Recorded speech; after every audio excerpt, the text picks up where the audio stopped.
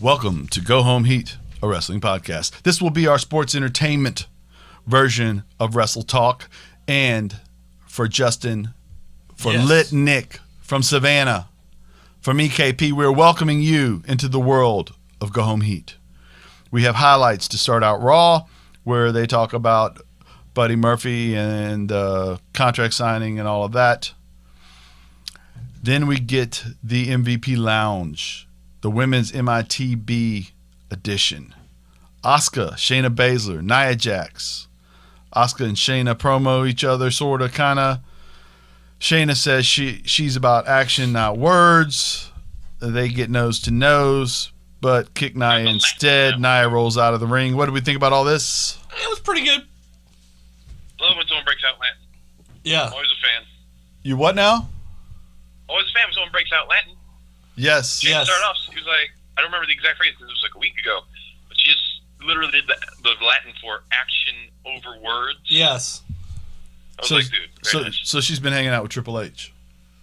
Hanging out with Triple H. Yes. Because all Triple H's shirts have Latin. Yeah, they have, like, I can't remember, something like, something to the king. Something that says King of Kings. Yeah, or something like that. All. Ozymandias. Look upon my works, ye mighty, and despair. Apollo comes out because he is injured. He's out due to that injury, so we have a gauntlet match next to see who is his replacement. Lashley versus Shelton Benjamin. No, Lashley did not start out with Shelton Benjamin. He started out with Titus O'Neil. Titus. Poor Titus. Poor Titus getting his whole career disregarded, his work, his manliness. Just leave him in the dustbin of history there, Perk. I mean, I didn't slide under the ring. Admittedly, he did not last under. I don't think he lasted a minute. I didn't slide under like the ring. 45 seconds, I think I counted it. Yes. I could be wrong. But he's a great dad. He is a great dad. And Vince gave him a happy birthday shout out. Did he? On the same week. After he suspended him? No, like this week. Oh. Yeah. Okay, you know what? At least he was on the show. He was on the show. Then we get Shelton Benjamin with Lashley. Who got a few minutes to look, you know. Sheldon's great. I wish he could work more. Well, you skipped Akira Tozawa, my boy. Well, I discarded poor Akira Tozawa. Wait, did I skip Akira Tozawa too? Yeah. It was. Yeah, but to be fair, Akira lasted less than Titus. Yes. So I understand why you forgot. Yeah. I get it. Yeah, so then we wind up with Benjamin, and then we get to Alberto Carrillo. Humberto? And that was pretty good. They let that happen for a little bit. I thought that went pretty well. And then Lashley, for some inexplicable reason, pushes the ref and gets disqualified. I know the reason. Because they wanted Carrillo to go over. Yeah, it was just like... Yeah. I wrote, yeah, that was... I agree. I agree. That sums it up. Okay. So is the official on Zelina's payroll? Is that the angle we're going for? Okay. So then we get Garza versus Carrillo. And Carrillo gets in trouble and kicks out most of the match. Then Garza goes for a wing clipper. And Carrillo winds up rolling him up. What did y'all think about this part? I think they're really just... This, when you combine it with the next one that comes out and what happens to him, I just do not understand how I'm supposed to fear these guys as a faction. To your point, out comes Zelina's other client, Alberto Carrillo versus Austin Theory. Austin, again, does well and then winds up losing. On another roll-up, if I remember correctly. Mm-hmm. I love Angel Garza. I want to be very clear here. It's phenomenal. Like, Angel Garza is the guy who I'm looking at on Raw. I'm excited to see. Like, he does the same thing every week, but there is some kind of weird charisma that he has and a swagger that he has. And also just his general moveset is really impressive and amazing. And I'm just like, I want to see you win. I know you're the bad guy. Win. Oh, you talking about Garza? Yeah. Garza, absolutely. And Carrillo doesn't, for whatever reason, Carrillo is just so babyface. Yes. Like what he does, once the bell rings, he's really fantastic. It's amazing. Right. But, and he controls himself in space, in the air. In a way that's almost inhuman. Correct. But obviously the reason why we did this, though, is because we had to have somebody for AJ to fight at the end. Yes. And all of that was just so AJ could beat the good guy. So, and again, so you took you buried. Why were those two dudes even in the match? Is my thing. Like, Garza, in theory, did not need to eat another L. They didn't need to be in that match. You've got to a guy who'd already wrestled the whole match. Yeah, dude. Come on, man. I don't understand their booking decisions. They booked this faction, and then they've just spent 3 or 4 weeks now in a row just burying them. But on the good side, AJ Styles is back from the dead. It's not a zombie. And he wins. Alberto did have quite a performance. He did. Oh, he looked look great. Good. And he gets the calf crusher put on him for the loss. And now we have AJ in the Money in the Bank. And I feel like AJ would be a great Money in the Bank. I think so too. holder. I think him coming in late almost makes him kind of like my dark horse now, because I can see that character really thriving and being able to really be that jerk. Mm-hmm. Anytime I want it, I'm And Money he's in the Bank, baby. I'm phenomenal. You know? And he's the best I really want to see that. wrestler in the company, and with a decided advantage, which complicates Drew's title reign. Yes. You know what I mean? Because Makes it fun. anytime Drew winds up going into deep waters with anybody he's competing with, there is the opportunity for AJ to Yeah, come clip him. correct. Now the bad thing is they've gotten rid of AJ's faction, Yeah. so it does. I don't even know if that's bad though, because we've seen the whole faction. Well, they never gave him anything with it anyway. They were jobbers when they were a faction. It was a comedy routine, right? Yeah. Because Vince hates anything that wasn't his idea. AJ is willing to throw competitors off the roof. And we have gotten to the point now where everybody's talking about what if somebody gets thrown off the roof. So somebody's getting thrown off the roof. Well, everybody knows the most This is famous Chekhov's gun. fight on top of a building, somebody got thrown off the roof. That was when Hulk Hogan murdered Big Show. So R.I.P. Big Show. we have to repeat that spot though. At some point, They're somebody's going getting to. thrown off. It Yeah, doesn't. okay. You know Vince McMahon. Mm-hmm. Do you know it's going to happen? Right. It'll probably land on Big Show. So in the men's match, we're going to have It's like Daniel Bryan, Aleister Black, Rey Mysterio, King Corbin, Otis, and AJ Styles. Which one of these names does not fit here? Say it again. Daniel Bryan, Aleister Black, Rey Mysterio, King Corbin, Otis, AJ Styles. Rey Mysterio. One of these things is not like the other. I would say I cannot wait. Dude, last week I believe my man Justin pointed out that we need a Kool-Aid Spot. Yes. from Otis. Oh, yes. He hits the color in the printer, turns red, and then busts through a wall, And he screams, "Oh yeah!" which is what he does anyway. Yes. If you don't do that, you've just don't. Now, Seth gets an interview here next, and with Charlie Caruso, and this is a little bit of a retread interview, but what he's saying, he keeps saying with so much conviction that he's creepy in these scenarios, which he's supposed to be, you know. But he's in a groove when it comes to these things. It's just, this is similar to what we've talked about in the past, so we'll move on. Sidebar, all day, ESPN argued about how hard it was to be Michael Jordan in the documentary. He stated, everyone wanted to be me for a day, a week. None could take it for a year. Seemed apropos to the content of the documentary, leading into the discussion. Similarly, Seth's saying the same thing. Seth's saying the same thing. Yeah, he's saying you can't carry this weight. Right. You can't. Exactly what MJ said in the documentary is what Seth is saying. Yeah, Is that it's fun for a week. It's fun for you may get to a month, but after that, you don't want to be that no more because it's work. Let me remove this burden from you, Yeah. and do this for you, which was, I thought, got worked out. MVP working Shane Thorne and Brendan Oh, Shane Fink. Thorne. Yeah. Yes, MVP is now working with them, and they're going to be in a match. They are going to be wrestling Ricochet and Cedric Alexander. Now, they've been working with MVP, and you were talking a little bit about how off air, Nick, Yeah. you're talking a little bit about how you stick a manager with a group and it's supposed to be a reboot, and we haven't really seen him do that reboot No. on the stick, but we have seen them wrestle and do well. Yes. And that is a reboot to some degree for them, right? And this match was a banger, Yeah. man. Dude, they rolled out, dude. Yeah. Well, Ricochet and Alexander are really good. And it's strange because, okay, behind the scenes, they let some tag team wrestlers go. Yes. And they've made a point on both shows now of really highlighting tag team wrestling. And They have not just done a little bit more. and not just the Usos in the New Day.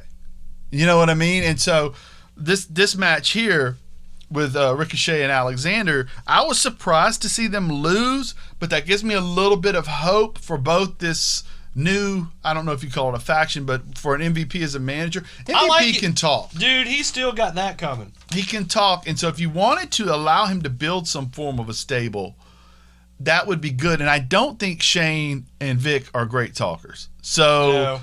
that would be... You know what I realized, actually, in regards to MVP? He's been trying to be a manager for a while. Yeah. Like, ever since Drew won, he's like, let me help and teach you or something and how to be better. Yeah, so you get ready they were to fight they Brock. were sowing the Before that- seeds of this. Right. Yeah. And they finally gotten there.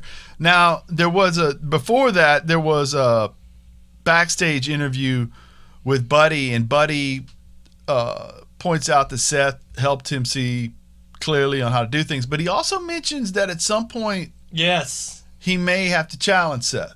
He kind of throws that out there in a odd spot, which I thought was interesting, and I liked it because I do think that Buddy is a talent that will need to move on by itself at some point. Oh, definitely. And And he has the 100%. ability to. And Seth's role right now, too, if let's say Seth, which I predict and which I want, loses significantly over the next couple of months. Yes. Him bringing in different people and discarding different people Oh, yeah. That Would kind of works make- with the character. would make sense and work and allow him to be more formidable depending on who he brings in during these time periods. Mm-hmm. Right? And also allows for a guy like a Buddy Murphy to be out there on his own and then suddenly out of the blue come back into the fold. Yes. You know what I mean? It kind of, there's It gives you a lot more flexibility. yeah, sleeper cells. Oh, I like that. You know what I mean? Okay.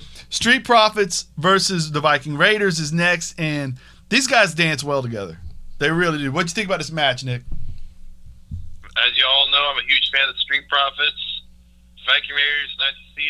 The two have always had a really good chemistry. Even like back in NXT, they've had this kind of really good back and forth. Right. So it's nice to see this like keep going. Like shows that like they can just, you can put them together in any kind of match you want. They will still like deliver on the goods. Damn, I Skippy. guess they just know each other that well. And what's interesting, too, here is that the Profits have never won. And yet we talk about how they have great chemistry with one another, and it's a rivalry, yet the champs have never won. This wasn't a title match, so it didn't affect their reign, No. other than the fact that we've created a scenario where the people on top of the mountain still have a mountain to climb. And Which that's is a good. neat scenario. Which is good. Which Yeah. is the best thing you could have done. Viking Raiders have been vastly misused, but that's one of the... They've got something here they can get all this stuff kind of fixed if they kind of play it right. Right. Charlotte talks and Liv interrupts, and we get a match here, and the match is good. That was a good Liv Morgan match. Almost very good. Liv is so small that it does take a woman of Charlotte's size a little bit of work to make it work. But There was like when she went for the backbreaker. I mean the like the Boston Crab, I think, and she had to keep her elbows down so it didn't just look like she could just swing right out of it.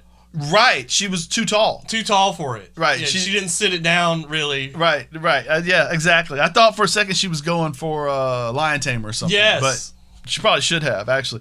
But it was good. Charlotte worked hard to make her look good, and then Charlotte winds up countering one of Liv's moves with a figure 8. Looks like Liv's role is going to be, which most small people, she's going to get beat up until she can get her surprise finish, which is fine for her. Yeah. I mean, because that's about what I would see with her doing. And she can do it. Her finisher is really good. Nick? I do really like her new finisher. I haven't been on the last couple episodes, but I do really like her new finisher. It's very nice. Lives, I mean. Yeah. But yeah, you all hit the point really on the head.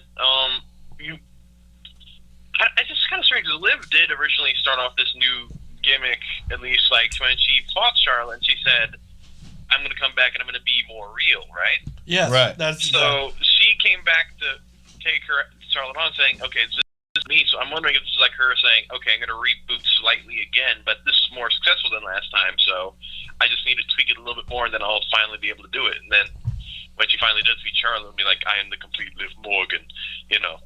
Right. Yes. Right. Now, I wonder if that's where they're going. I don't know if it is. But I like that idea. well, and Liv pointed out in that little promo she did last week that she's like a lot of people of her generation trying to find themselves in this new world, right? And so her character trying to figure out in the matches, out of the matches, what she's trying to accomplish makes sense, and it's a route I've never. Emphasizing insecurity for a wrestler is a strange road to go down, but it's one we haven't been down. Yeah, and I mean, and she makes a legitimate point, especially against the person she's facing. Charlotte Flair comes out with Flair name, comes out to Flair's intro wearing Flair's robe. She never had to come up with a gimmick. She uses her a variation off of her father's finishing move. She goes woo when her character. She never had to figure herself out. Her path to success and fame, fortune was already there. She just took somebody else's and tweaked it. And not only was she given all of Flair's shtick, she was also given the coordination. Yeah. I mean, she's taller than her father. Yeah. She's more coordinated than her father. Here's a shoot. She's might be better in the ring some ways than her father was. She's more athletic in the ring. She's more acrobatic, and Rick will tell you that. Yeah. You know what I mean? Now, Rick can tell a story better than anybody. Rick was able to listen to a crowd and know where those matches should go. Yes. And that's not something that is Charlotte good at that? Sure. But she doesn't have the thousands of years of experience in small towns and bingo halls that built Rick's, up to being able to read people and do anything. There's no substitute for experience. Right. And Rick also was very, even though he tended to win, he was incredibly giving. Yes. In the ring, he felt like, what's the harm if I lose for 40 minutes and win for 3, and I walk out of here with my belt? What's the harm in that? These people paid to cheer for the other guy anyway. Whereas I think sometimes Charlotte needs to get her stuff over, and I don't begrudge her that because she's the best or one of, but you know what I mean. Yeah.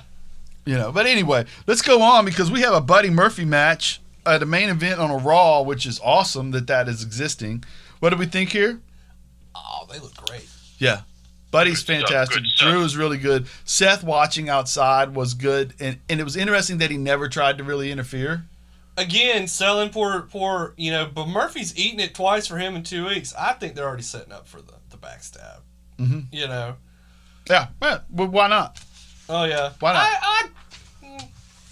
I kind of like you said. I like him as I don't like that they go for immediate faction disillusionment when they, Right. I get what you're saying. You don't have to, we don't need to fast forward so quickly. We've got a faction. Let him be a faction for a little. Let Buddy have a belt under Seth Rollins. I get that. It makes it all the more meaningful when it does happen. Now, Seth does eventually attack after the match is over. He gets the upper hand for a moment, gets caught up in staring at the belt. And I liked that moment. Yes, and then winds up getting Claymored. Yeah. Did he get Claymored? No, he got out of did he? How did it finish up, Nick?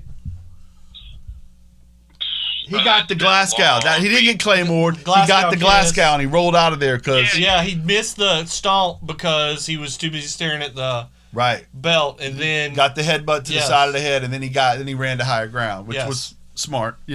I thought it was a good episode, Nick. Good episode. Enjoyed it.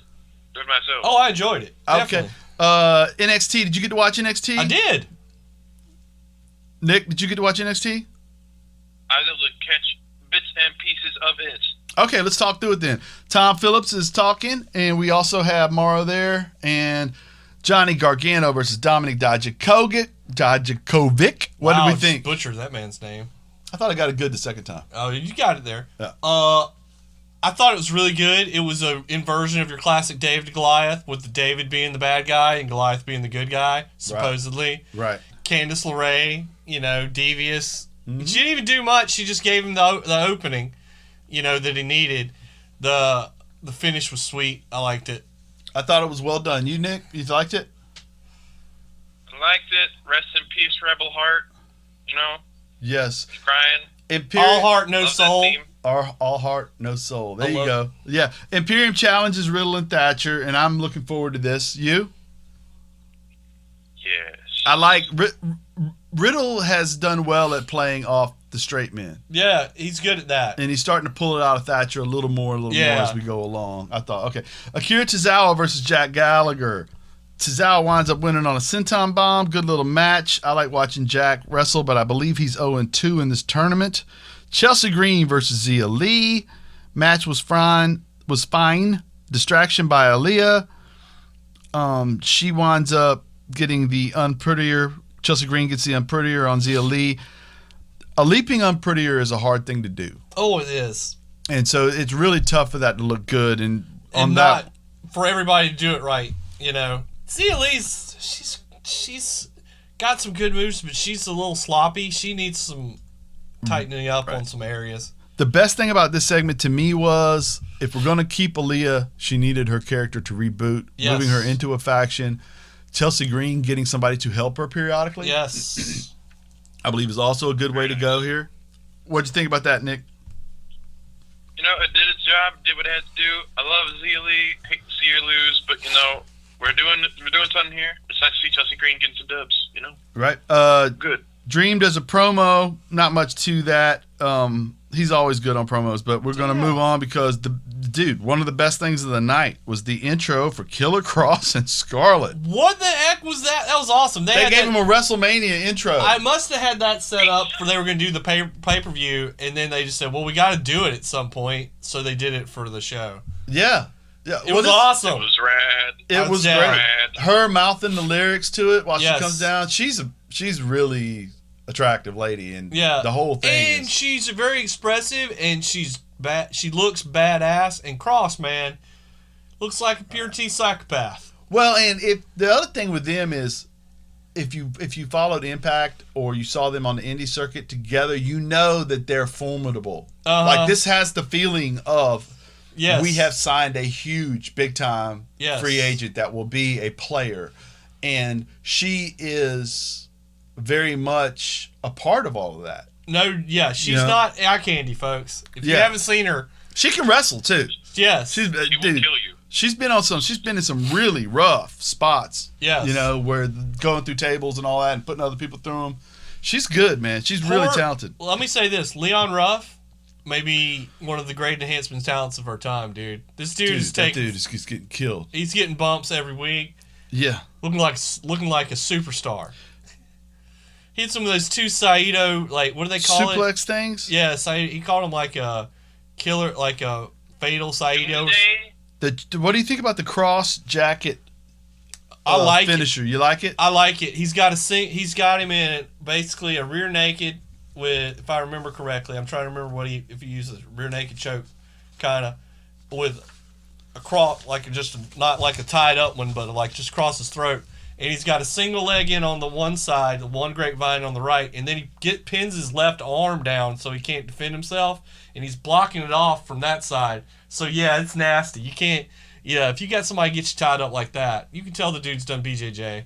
Right, you know? And he's really strong. Yeah. And he showcased all of that. So we're fired up about where this goes. And let me tell you, anytime you get choked when somebody got the grapevine in, that's when they hook the leg in into your leg like that and pull on you. That's the whole back and every muscle in legs and every muscle in their body versus your neck. It is brutal, dude. That one. Right. That's a good looking one. Right. Now, Kushida versus Jake Adles. Atlas. Man, Adles.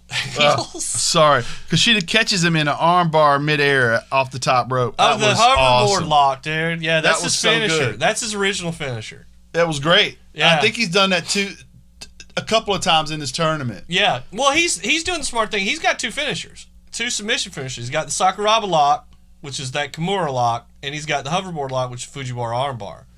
And they're letting him do it, like you said. Sometimes win with one, sometimes win with the other, which is what we've been begging forever for people to do.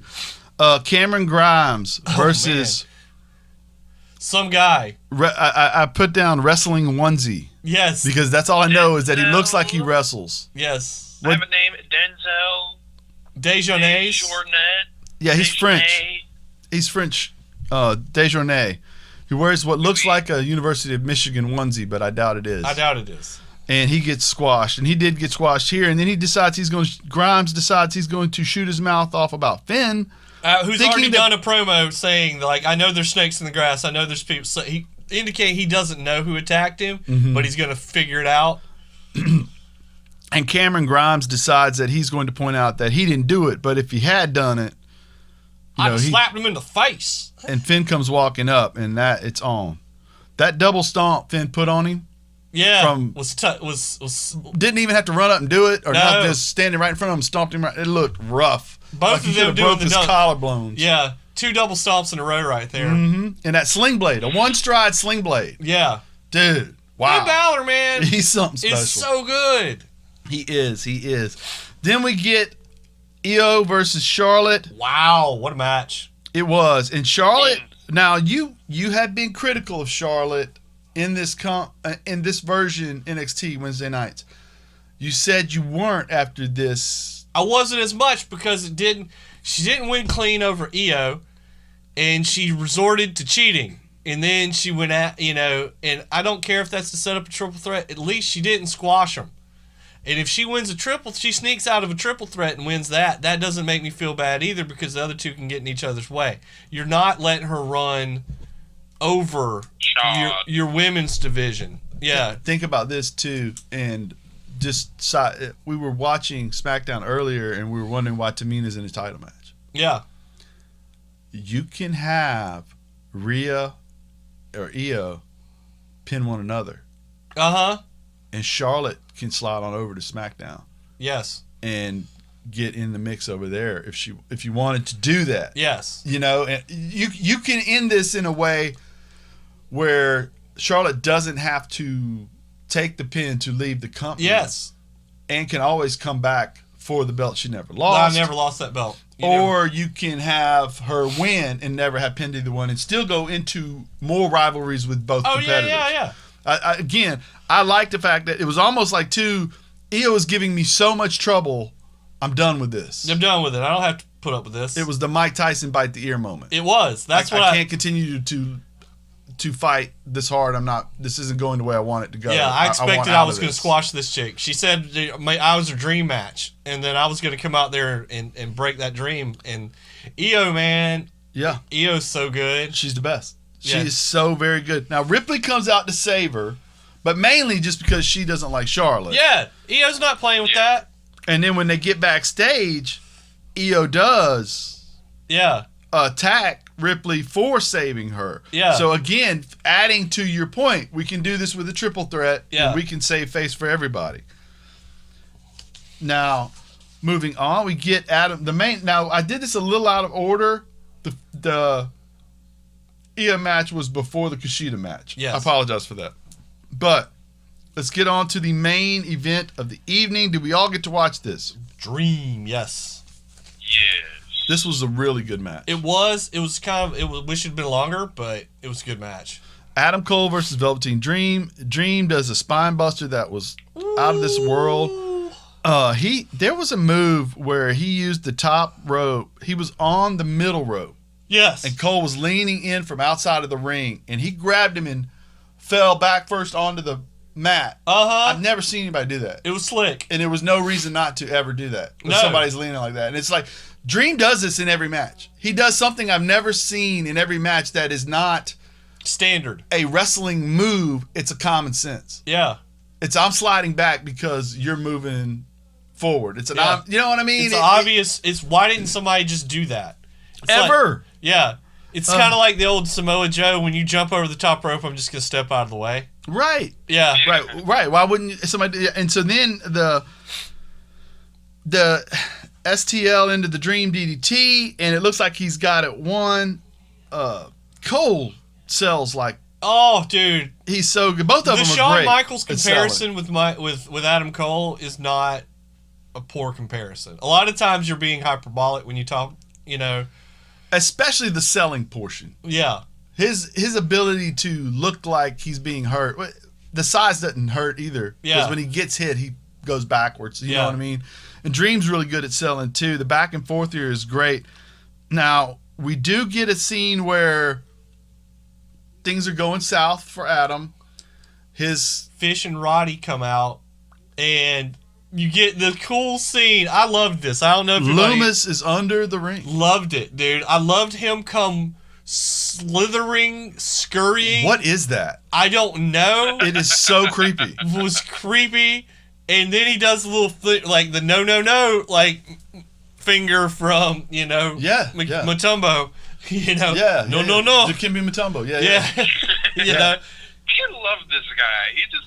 Well, I didn't like the way he crawled into the ring at first until I saw him do it from under the ring. Yes. And now I'm a mark for it. Yeah, because dude. it's so weird and creepy. Like, there's no sense. It's and crazy. The dead face. Yes. The dead face, everything he does is perfect.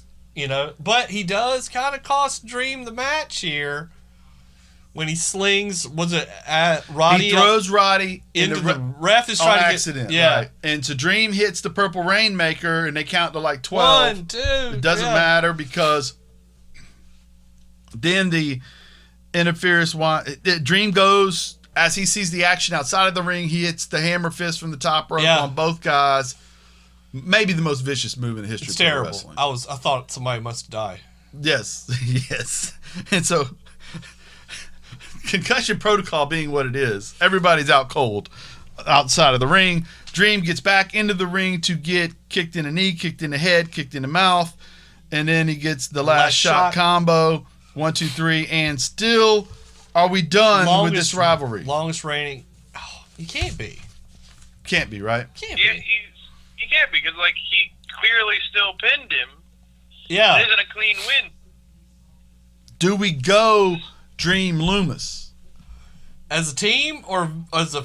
Is he going to be upset that he cost him? It could be. You could totally do that next week, or you could do they're now freakishly weird buddies now. I think that's where you go. I think that's where the money is. I think the money is there because you got the world's greatest straight man and the world's greatest weirdo together. Right. It's perfect. And I think that you tell Loomis never to speak. Never speak and never blink. Right. I don't know that he has eyelids I haven't seen the man blink. Right. Great episode, right? Yes. Okay, now we're going to SmackDown. Starts with Mandy Rose doing curls. Otis wants to know if she's ready. Then Sonya's shadowboxing. Dolph wants to know, are you ready? We get the match. I thought the match was great for what it was. Sonya Deville is a star. If they don't see that, they're missing the boat. Dude, I think they do. Because if you heard Ray complaining about the outfit Brandy's wearing, it was pretty standard babyface. Yes. They took the time in giving Sonya the black trench that looks leathery. The whole look that she has right now is this person is a player. Yes. And she went over. She got all of her moves in. She looked good. Then she had to sell a little bit so Brandy doesn't look bad. And then she goes over with the cheat move, right? Yeah. The slick. I understand your body weight on the knee trigger. I roll you up, but then I still grab the tights. Oh yeah. And then she gets out of there. So I think they did a good job of allowing both people to seem formidable, but the more formidable one is the fighter who knows how to cheat. Yeah. She's got, not only is she a better fighter than you, not only is she a better wrestler than you, she'll also cheat and beat you. Right. Now, Nick, did you get to see SmackDown? I was. You was what? I was able to see it. I saw it yes. this morning. Okay, wonderful.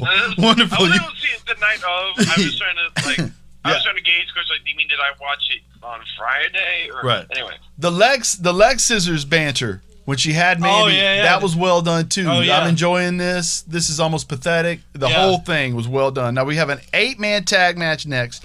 Forgotten Son, Miz Morrison, New Day Lucha Bros. I thought this was great. It was a bit of to me, it was a tour de force. We're going to showcase the performances of everybody but New Day and Miz. Yes. And I think they did a great job of doing that because we've seen the Miz wrestle a lot. We've seen the New Day wrestle a lot. You need to learn about the Forgotten Sons. You need to learn about the Lucha Brothers and Lucha House Party. And you always need to see somebody has to make them look good. And John Morrison just went above and beyond. Dude, that sequence he did where I can't remember all the moves in it, but he ended it with that knee to the face. He went off one rope. Oh, he's so good in the ring, man. And he also the two where he took the two spots where he lands on his head, kind of RVDs out of him. Yes. To sell, those were great. Also, the double pump, the poison Rana. Absolutely. Yeah. But also every time Grand Metalik had to do something or El Dorado had to do something, he was in the right spot. Perfect. He's wrestled guys like that and probably those guys enough to know where he's got to be, when he's got to be there. He catches, was it Lindsay El Dorado, and Dorado's like trying to crawl around on him and he's able to, and he turns that into some kind of weird, almost Samoan drop, but more forceful. Yeah. But also bounces out of that. That's the one. Into standing on his feet. Yeah, that's what I'm talking about. And then bounces off the ropes, comes back, hits him with the knee to the face. It was just, it's amazing. He's unreal. And then he tries to hit the Starship Pain. Dorado moves and he lands that. Dude. How do you land that? That's How do you 3 land feet of clearance. That's like 5 feet of clearance there. And for a guy that is not a small human being. No. Flying around and twisting around in space. No, it's crazy. And then you have all of this fantastic wrestling to set up the greatest finisher in the history of pro wrestling. Yes. The mic check. The mic check. The skull crushing finale. Yes. It was the mic check when Mr. Kennedy did it. Mr. Kennedy did it. Right. Which we should have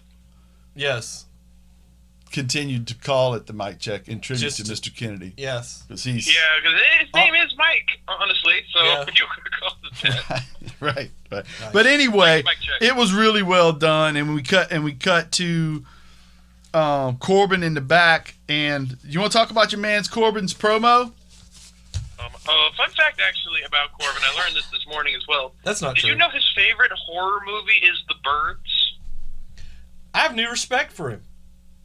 Yeah. That's classic. That's quality filmmaking. You know what I don't have to do? Is have new respect for Baron Corbin. On a channel called Deadmate, where someone was interviewing my boy King Corbin about his favorite horror movies, and that is his favorite horror movie. That's a fun fact that I have for you. Can we review real quick? Well, let's talk about wrestling. Can we? I want to go back just quickly. Were you searching YouTube for content of Baron Corbin just talking? Now, I want you to know something. What I do or do not do in my spare time is my own business. That's a yes. I don't like being interrogated about it. That's awesome.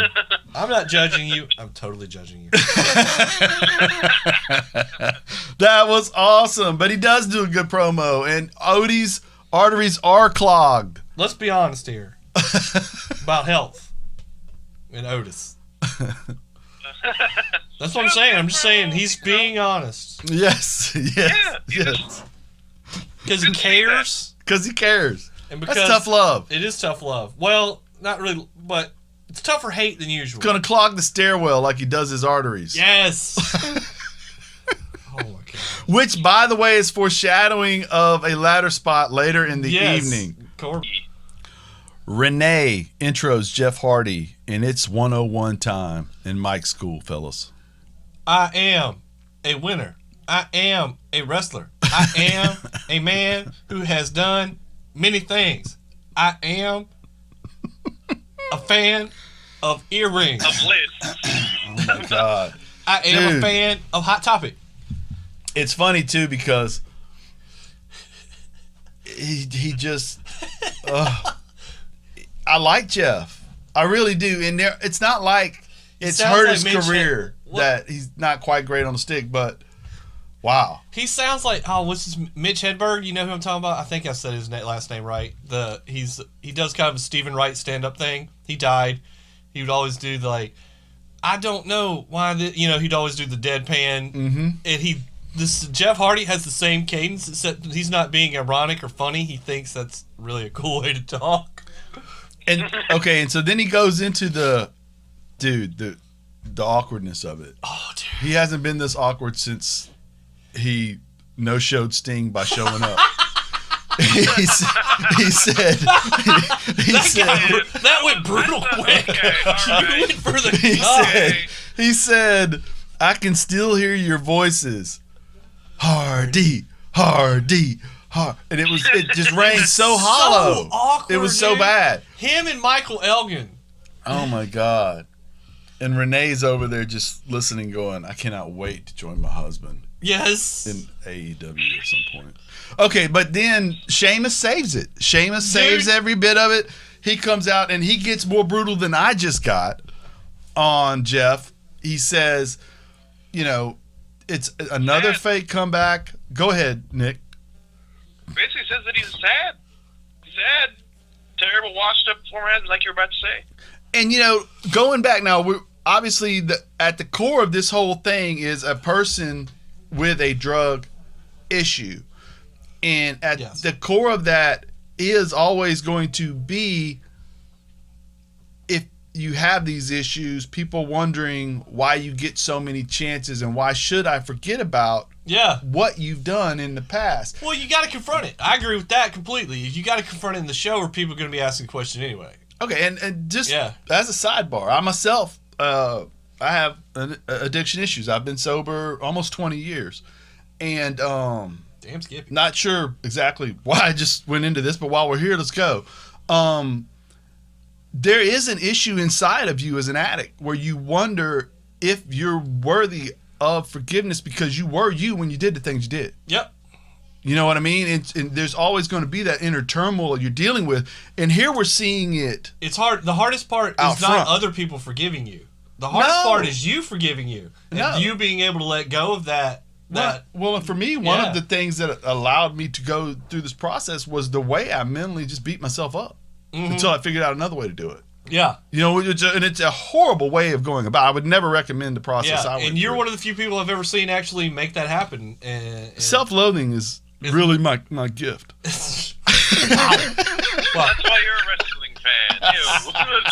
Hey-o. Anyway, so Sheamus really goes in here with all of that. I thought Sheamus was saying kind of what this is where this whole argument needs to go through. Because it's the question that a fan at home is asking himself. Yeah, because they're not...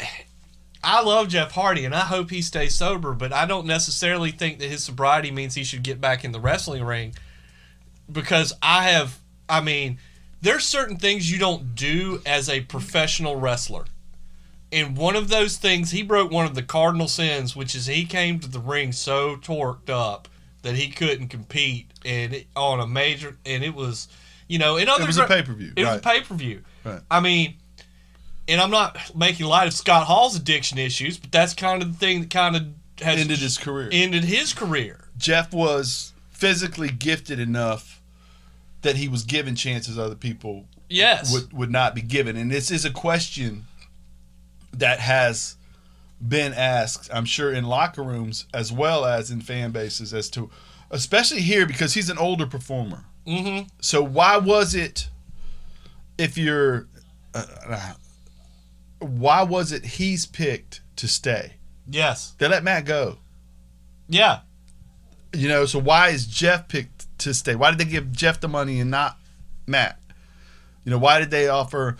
Now, in sidebar, they did offer Matt money, but they offered Matt money, we've heard, if you follow the dirt sheets, to be some form of a coach in some form of a backstage worker, which he would be great at. Oh, he would be spectacular, but that's not what he wanted to do. That's not what he thought he had left in him. Right. And again, I will say that of the two guys that I want to watch on television right now, it's not even close between those two. 100%.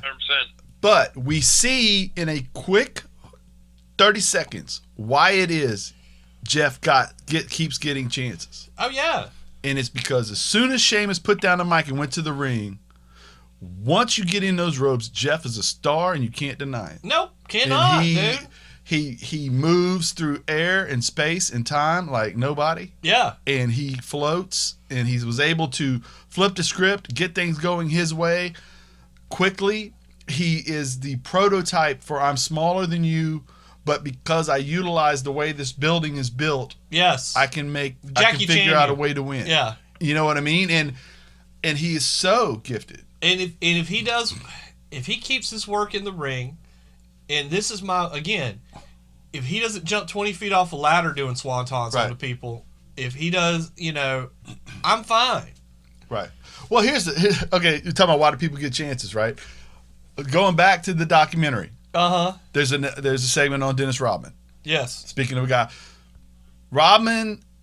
Pippen won't sign his contract, or Pippen chooses to get surgery at the beginning of the season because he's mad at the GM. And he says, I'm going to have fun this summer. Yeah. So he's not there. So then Jordan gets Rodman to be his sidekick more so than when it was the three-headed monster. Yeah.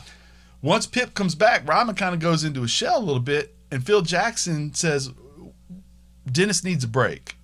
We're going to send him to Vegas for 48 hours and let him come back.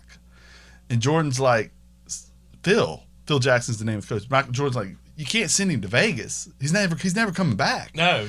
So Jordan eventually has to go to Vegas, pull him out of his hotel room with Carmen Electra. Carmen Electra's hiding behind the couch. Wow. While Michael Jordan is pulling him out of the hotel room to get him back to practice. That only happens because Dennis Rodman's the greatest defensive basketball player in the history of basketball. Pretty much. He was giving chances other people aren't getting. Yes. And it worked. They won 3 straight titles with the dude letting him be crazy. You know what I mean? But it just, some people are just naturally gifted and are allowed chances that the rest of us aren't. Kenny Stabler, notable example too. Well, Kenny, though, was on a team full of those guys. Yes. And Kenny was actually, like, when Matuzak came to town and was too crazy, they didn't know what to do with him. John Madden gave Matuzak the keys to Kenny's house and said, you just go stay with Kenny until you get things.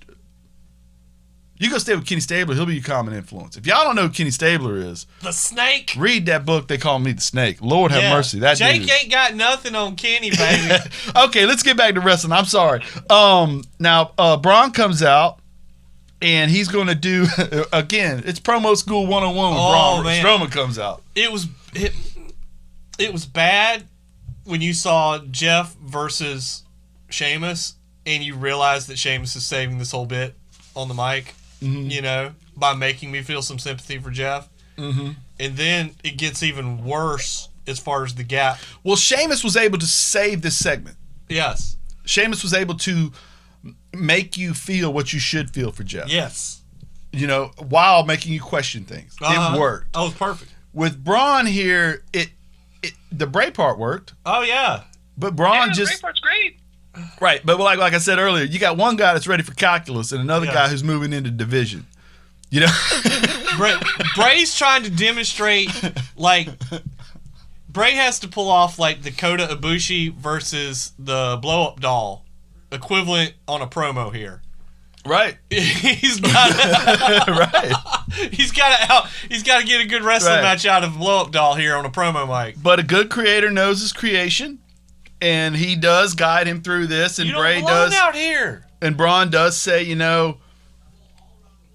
I am home. As Bray is telling him he needs to bring him home, he needs to bring him back into the fold so he can show him how to be more like him, and he also needs to remove him from that weight that he's carrying. Yeah, 2 times you see the guy coming for the belt say, "I'm going to help you. I'm helping you." Both Seth and Bray believe, and they're both in this weird space in their heads, right? Yes. Different spaces, totally, because one believes he's here to carry everybody into the future, and one is here to I'll help tell you, himself and his. I'll tell you a feud I am looking forward to, and Yes. they're on 2 different shows right now, so we're not going to get it. But when we get Bray Fiend versus Seth Rollins, and you get to have Bray sitting there telling, "Hey man, I turned you into me. What does that feel like?" You know. Well, the key to that though is a Survivor Series Oh, I love that. waiting to happen. Oh, I love that. And that's that's a actually great a Survivor idea. Series match that matters. Yes. It's a solo match where you're not talking about is it blue brand, Don't or care. red? No, you have 2 guys that are sort of kind of heels that could do. That's They turned on me because of you. I brought you here because you turned into you. You know, Yeah. That's so good. But back to this, I think Braun wins this match, because it's Bray. It's not Fiend. and I don't think they're done with each other No. by any stretch. I could see this going on till SummerSlam. Well, Bray's probably going to lose this match, and my guess would be the next thing will be, I tried to do this the nice way. I tried to be the nice guy here and help you out and take that away from you. But now, since you've rejected me being the nice guy, you got to deal with him. He's here to right the wrong. Yes. And also I see Braun winning and then getting a different opponent going forward for just a little bit. For a while. And at the end of whatever match, when you think, okay, Braun has now hit his stride to be the champion, Lights go out. the Fiend shows up for SummerSlam. Yes. And that's when the Fiend gets back on his throne. That's my guess. I like That's my that. guess. I like that, Bill. Now we get Lacey and Tamina versus Sasha and Bailey, and it's boss time. Wow. The greatest That was 3 words in wrestling. Michael Cole catchphrase 101. It's boss time. He is almost as awkward as My man Jeff. my man Jeff. Okay, so He went to the Michael Cole promo school. I heard. let's go to the Bailey fan. Nick, what'd you think about all this? You know, in the ring, fantastic stuff. Yes. I'm really, I don't know. I just like her feud with Tamina is okay. Like it's sort of there. What saves it for me is just Bailey just having fun being the bad guy and Sasha backing her up. Yeah. I don't know. It's just kind of what. It's at this point. It's just sort of like waiting for Sasha to turn. At this point, it's like you're like kind of waiting in like AEW for like when is Adam Page going to turn on Kenny Omega? Yes. When's it going to happen? Is it going to happen? Why is it taking so long? So now they're playing that waiting game, and I think it's going to finally come to a head. I think in Money in the Bank. Yeah, I feel like and it so has you're setting up those Make 2 at sense. SummerSlam. Yeah. Yeah, that makes sense. And yeah, but dude, Bailey is so good, and I don't know how she in a solo match gets a good match out of Tamina. Tamina's just so again, to be limited fair, in the physically. ring- Yes. Yeah, as to Like what it's fantastic. who? Like I said, in the ring, it's fantastic what they were all able to do because Bailey, Sasha, tens. Well, in the and ring. Lacey's not bad either. You know, and She's not. She's improved so much. yeah. Now Bailey winds up gets super kicked into a Samoan drop for the 1-2-3. And did you see the way Bailey did that? The way she got kicked and bounced off Yes, the it rope was like Moxley smooth. used to do, and then roll right into a Samoan drop for the loss. Dude, that's high level, man. It looked good, didn't it? It did. Now we're gonna move on. Mel and Dana talk, but I don't want to focus on that because it wasn't anything. Corbin, Shinsuke, and Cesaro versus Gulak, Daniel Bryan, and Otis for our main event. It starts out hot. Wait, first we get that hacker guy, right? Yeah, you get your whoever that is moment. Yeah, showing the different tag team. Anger. You hear it before you can see it. I don't know if that's true, like you said. I don't think that's true. But it sounded good. Well, if your catchphrase is "the truth will be heard," it needs to be true. Yes. At least for those For the 7 purpose to of- 12 seconds that you're talking. For the purpose of our current experiment, this needs to be true. Right. And so he's going to tell us who really doesn't like each other backstage. So basically, he's the Meltzer. Oh, the Meltzer has appeared. Dude, if they were to write Meltzer into this, or didn't that? Which one got fired yesterday? Brian Alvarez or the other one? Brad Shepard got fired. Brad Shepard. Brad Shepard will be the. Why'd Brad Shepard get fired? He didn't get fired. He quit. Oh. And he's going to tell you about it on his podcast if you care to know. I'm excited to find out. I'm not. I was happy to know he had a podcast. I was being facetious. Okay, so Daniel Bryan starts out the match hot, and he slides into, this is a kind of an Otis showcase in a way, but it winds up being a Gulak showcase. Corbin gets the win. I thought it was fantastically done, and my friends here pointed out to me that the ladder match they had post-match was for nothing, but it was not for nothing because I was thoroughly entertained. Oh, yeah, you were happy. That's all that Corbin matters. was going to give us the visual that we needed at the end of this thing, and nobody else was having it. No. Corbin gets up there, DB interrupts. He winds up getting the old pushed off the moving ladder thing onto the ring rope. Corbin begins to ascend again to the visual that we've been waiting for. Otis attacks, gets him off of there, and then we have the greatest ladder spot in the history of wrestling. All ladder spots. Because Otis breaks the bottom two rungs of the ladder because he stepped on them too hard. Mm-hmm. Oh, Lord. Was that great? It was epic.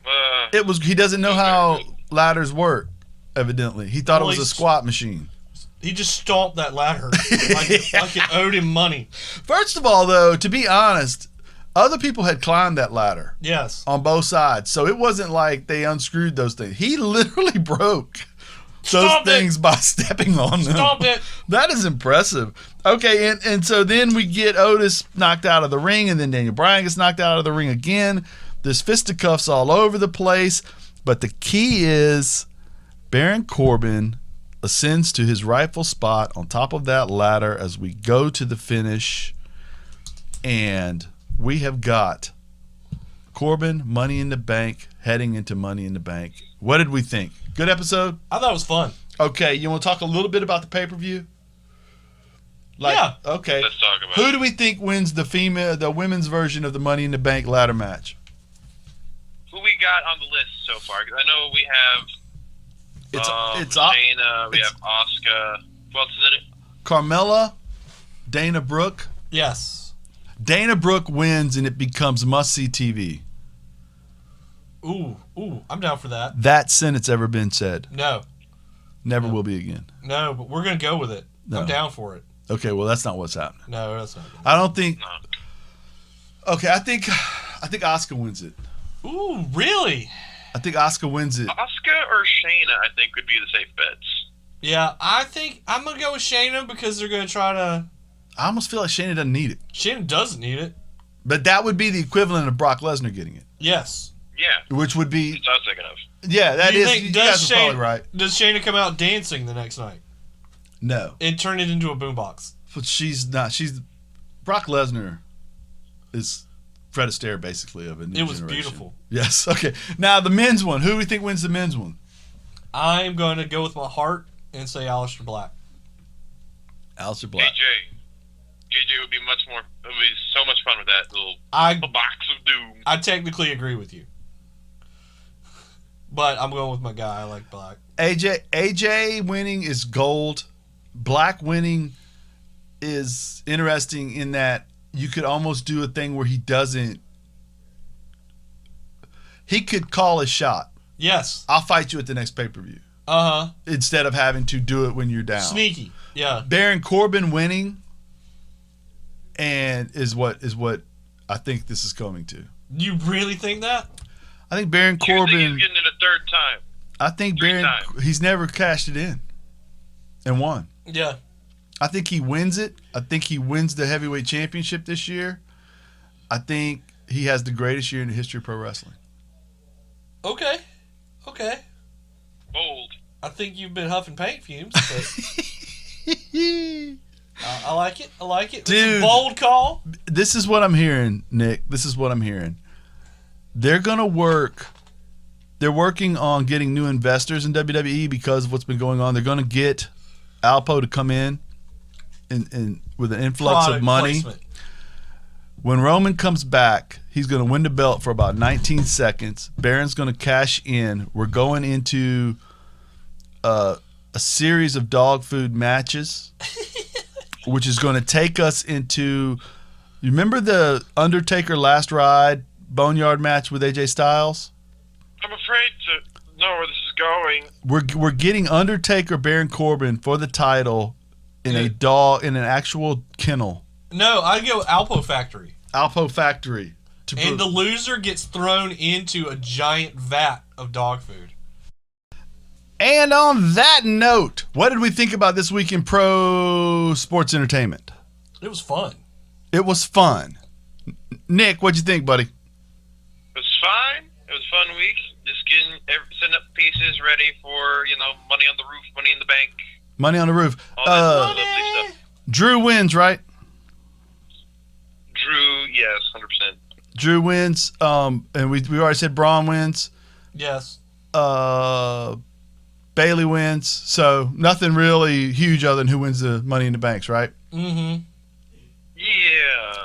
Money in the Bank mainly, I feel like it's just for the sake of who gets the briefcase thing.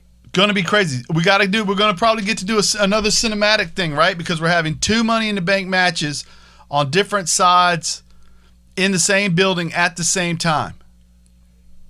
Exciting. Yeah. It wouldn't surprise me if they already shot it.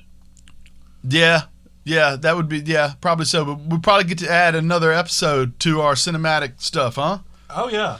Dude, that'd be nice. With what Matt's going to wind up doing over there, we could be doing this. Vince has already said he's thinking about going that direction anyway. Yeah. So this should be fun for folks like us that like to delve into all weirdness.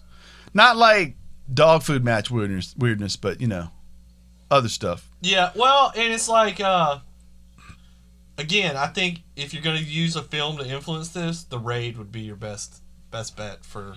The Raid or Dread. Nice. And on that note, for Go Home Heat, for Justin, for KP, for Lit Nick via satellite, copyright 2020. Nick? Well, thank you for stopping by, and once again, please remember to stay safe, stay 6 feet apart, and also to go